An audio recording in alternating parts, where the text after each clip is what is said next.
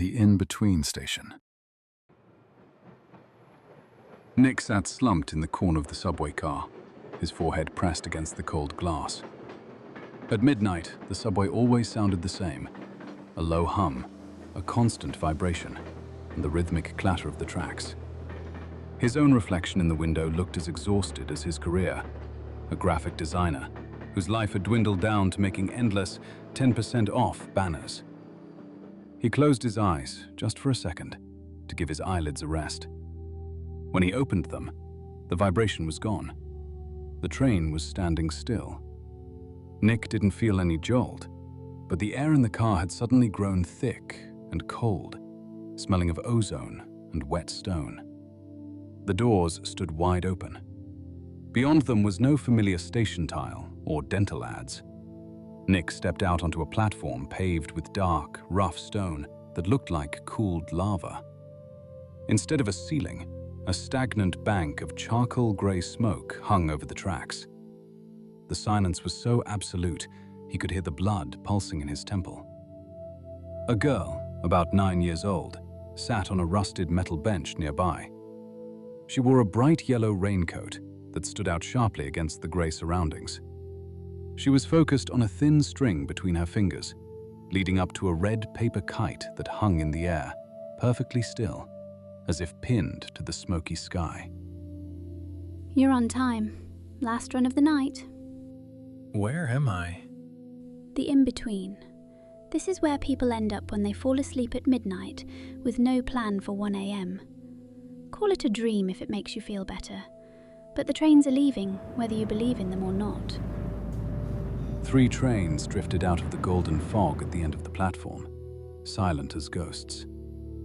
The High Line, a glass carriage flooded with cold light.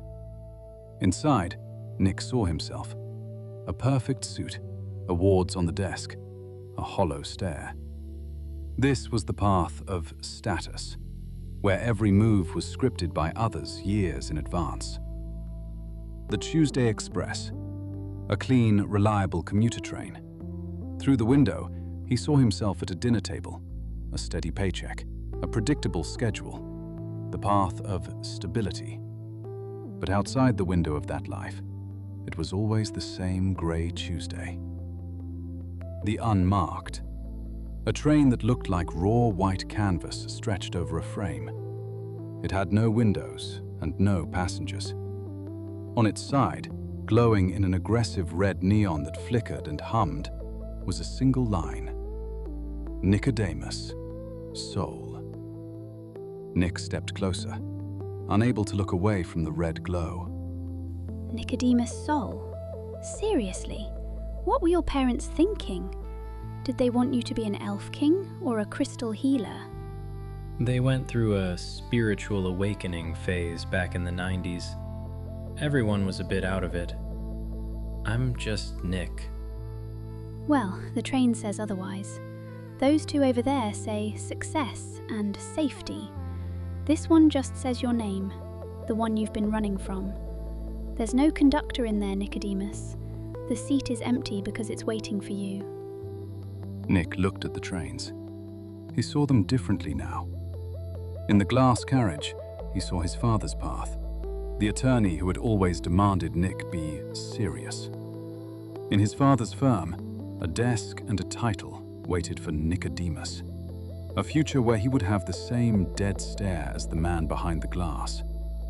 The commuter train was his now, the dull stability of a supermarket designer, a safe swamp with 0 risk. Where does it go? Wherever you push the lever, just don't whine later about the tracks being crooked. You'll be the one laying them down right under the wheels. Nick stepped into the white cabin without a word. No passengers, just a control panel with a single heavy iron lever and a massive windshield looking out into a white haze. He placed his hand on the metal and felt a faint electric jolt. The train was waiting for his first command. He woke up with a violent jolt as the subway hissed to a stop at the end of the line. Terminal station. Everyone out. Nick stumbled onto the platform, squinting under the harsh fluorescent lights. concrete, trash on the tracks, a tired janitor with a broom. Everything was real. Everything was grey. Just a strange dream. He reached into his pocket for his phone, but his fingers brushed against a piece of stiff cardstock. He pulled it out. It was an old-fashioned cardboard ticket. No date, no price, no destination. Just a single name printed in bold black ink. Nicodemus, Soul. Nick stared at the ticket for a long time. Then he turned and walked toward the stairs.